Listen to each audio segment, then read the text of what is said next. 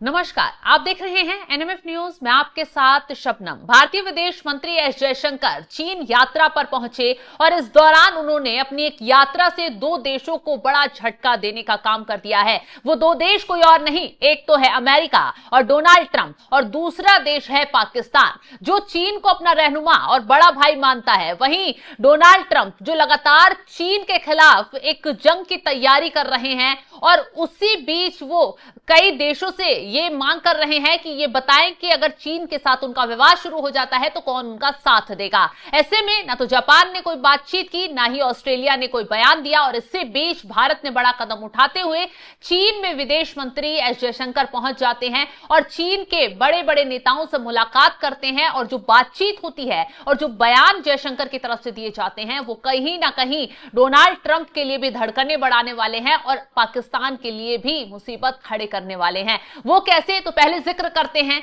पाकिस्तान का कि कैसे जब भारत ने ऑपरेशन सिंदूर चलाकर पाकिस्तान पर, उसके आतंकवादियों पर कड़ा प्रहार किया, पाकिस्तान के आतंकियों को मिट्टी में मिलाया, पाकिस्तान के आतंकी ठिकानों को नस्तनाबूद किया, उसके एयरबेस को गड्ढों में तब्दील कर दिया, तो पाकिस्तान ने मदद किससे मांगी थी? चीन से।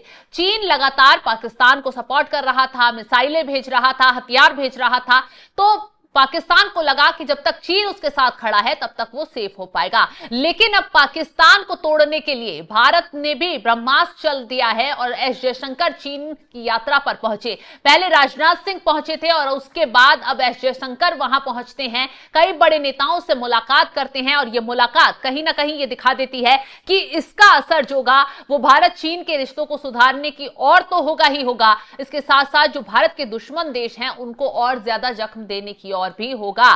जयशंकर ने शंघाई सहयोग संगठन एससीओ के विदेश मंत्रियों की बैठक में हिस्सा लेने के लिए तियानजिन गए। इस दौरान चीन के शीर्ष नेतृत्व से उन्होंने मुलाकात की। भारत के साथ सीमा विवाद को लेकर तनातनी दिखाने वाला ड्रैगन अब भगवान बुद्ध की शांति की बात दोहराते हुए हाथी से दोस्ती की फरियाद करने लगा है, यानी कि भारत से रिश्ते सुधारने की फरियाद चीन की तरफ से की जा रही है। चीनी उपराष्ट्रपति हांग झेंग ने जयशंकर के साथ मुलाकात की और इस मुलाकात के बाद उन्होंने बड़ा बयान दिया जिसके मायने बेहद खास हैं। तो चीन के जो उपराष्ट्रपति हैं उनकी तरफ से कहा गया, चीन और भारत दोनों प्रमुख विकासशील राष्ट्र हैं और ड्रैगन और हाथी का टैंगो दोनों देशों के लिए फायदेमंद होगा। वहीं एस जयशंकर की तरफ से भी साफ साफ कहा गया, भारत चीन संबंधों में निरंतर सुधार आपसी लाभ के रास्ते खोल सकता है। चीन के विदेश मंत्री वांग यी ने भी बैठक के दौरान कहा, दोनों देशों को संदेह के बजाय आपसी विश्वास, प्रतिस्पर्धा के बजाय सहयोग और विरोध के बजाय एक दूसरे की सफलता में योगदान देने की भावना अपनानी चाहिए। उधर चीनी सरकार के मुखपत्र में भारत चीन संबंधों पर लंबा लेख लिखा गया। जयशंकर की ये यात्रा लिखा गया कि अक्टूबर 2024 में कजान में हुई पीएम मोदी और राष्ट्रपति शी जिनपिंग की बैठक के बाद द्विपक्षीय संबंधों में दूसरा बड़ा पड़ाव मानी जा रही है। इसके साथ ही लिखा गया मुखपत्र में चीन के कि पिछले 5 वर्षों में भारत चीन कूटनीतिक संपर्क न्यूनतम रहे हैं।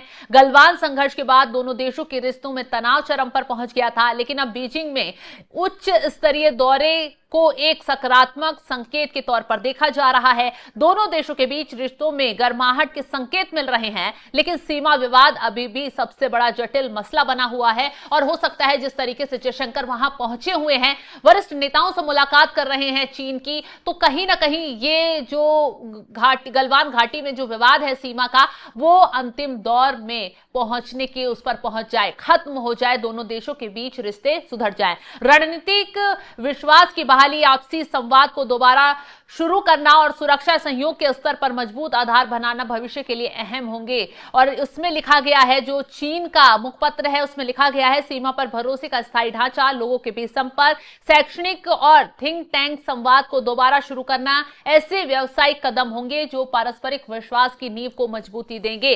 तो एससीओ और ब्रिक्स जैसे बहुपक्षीय मंचों पर भारत और चीन पहले से ही साथ काम कर रहे हैं। अगर ये दोनों देश वैश्विक चुनौतियों से निपटने के लिए सामूहिक रणनीति विकसित करें तो ये ग्लोबल साउथ और बहुध्रुवीय विश्व व्यवस्था को मजबूती देगा। विशेषज्ञों का मानना है कि भारत अगर चीन के साथ संबंधों को अपने विकास के नजरिए से देखे तो चीन अगर भारत की कोर चिंताओं का सम्मान करे तो रणनीतिक गलतफहमियां दूर होंगी और सहयोग के नए अवसर पैदा होंगे। तो इसी के साथ साथ अब जयशंकर का जो ये दौरा है वो कैसे ट्रंप के लिए मुश्किल भरा हो सकता है, कैसे ट्रंप के लिए झटका है, अब आपको यह भी समझाते हैं। क्योंकि आपने बीते दिनों देखा होगा ट्रंप जो है वो रूस के खिलाफ एक बिल लाने वाले थे। उस बिल के जरिए वो रूस और यूक्रेन युद्ध को रोकने की कोशिश कर रहे थे। दरअसल ट्रंप की तरफ से लगातार रूस और यूक्रेन से बातचीत की जा रही है। पुतिन को फोन कर बार बार समझाने की कोशिश की जा रही है कि ये युद्ध रोक दो, और अपने आप को ट्रंप जो है वो मसीहा दिखाने की कोशिश कर रहे थे, शांति दूत दिखाने की कोशिश कर रहे थे कि जो है सभी देशों के जिनके बीच भी संघर्ष हुआ मेरी वजह से युद्ध विराम हो पाया है। ऐसे में पुतिन ने ट्रंप की बात मानने से इनकार कर दिया, लगातार उनके फोन को इग्नोर किया और फोन पर बातचीत भी होती थी तो इस और बात आगे नहीं बढ़ाई जाती थी। ऐसे में ट्रंप इतना ज्यादा परेशान हो गए कि उन्होंने जो रूस के खिलाफ बिल था वो लाने का फैसला कर लिया और समर्थन उस बिल को पूरा दे दिया। उस बिल में क्या था कि रूस पर कुछ प्रतिबंध लगाए जाएंगे और इसके साथ ही टैरिफ बम भी फोड़ा जाएगा, और जो रूस के साथी देश हैं उन पर 500% का टैरिफ लगाया जाएगा ताकि रूस से व्यापार वो देश रोक दें और रूस को एक भारी अर्थव्यवस्था वाला नुकसान हो जाए। रूस जिन पैसों से हथियार खरीद रहा है अगर वो पैसे उस पर नहीं पहुंच पाएंगे तो रूस जो है वो झुक जाएगा और ये युद्ध रुक जाएगा।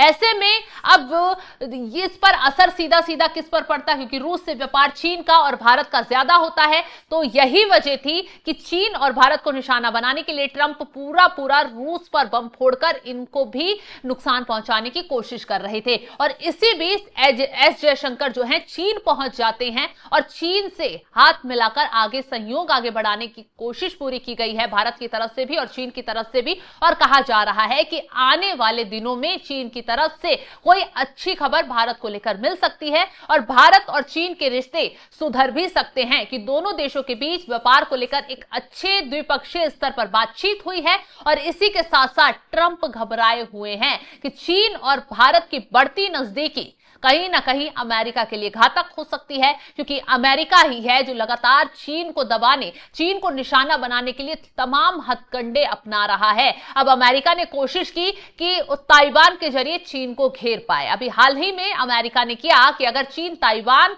पर हमला बोल देता है तो अमेरिका जो है ताइवान का सपोर्ट करेगा और चीन पर हमला करेगा। ऐसे में कौन देश जो है अमेरिका के साथ खड़ा रहेगा। हालांकि ऑस्ट्रेलिया और जापान से यह पूछा गया था, ना तो ऑस्ट्रेलिया ने अपनी बात क्लियर की ना ही जापान ने साफ साफ कहा कि वो अमेरिका के साथ खड़े रहेंगे। अब ताइवान को लेकर क्यों अमेरिका इतना उछल रहा है वो भी आपको बता देते हैं। दरअसल ताइवान जो है उसको चीन अपना हिस्सा मानता है, लेकिन ताइवान अपने आप को अलग राष्ट्र मानता है, मान्यता नहीं दी गई है चीन की तरफ से भी और देशों की तरफ से भी। इसी बात को लेकर विवाद चल रहा है। अब ट्रंप चाहते हैं कि ताइवान का सहयोग करें, उसे मजबूत करें, लेकिन चीन ट्रंप का हस्तक्षेप उधर नहीं चाहता है। ऐसे में यह विवाद बढ़ ही रहा था और एस जयशंकर चीन पहुंच जाते हैं, तमाम क्षेत्रों में बातचीत होती है और कहा जा रहा है कि दोनों देशों के रिश्ते मजबूत हो सकते हैं और ये रिश्ते उन देशों के लिए घातक हो सकते हैं जो भारत के खिलाफ साजिश रचने का काम कर रहे थे। और खासकर पाकिस्तान की कमर तोड़ने के लिए एस जयशंकर का यह कदम का वाकई अहम हो सकता है। फिलहाल जिस तरीके से एस जयशंकर चीन पहुंचे हुए हैं, दोनों देशों के बीच द्विपक्षीय बातचीत हो रही है, उसको लेकर आप क्या कुछ राय रखते हैं कमेंट बॉक्स में अपनी राय जरूर बताइएगा। और तमाम खबरों के अपडेट के लिए आप हमारे साथ जुड़े रहें। नमस्कार।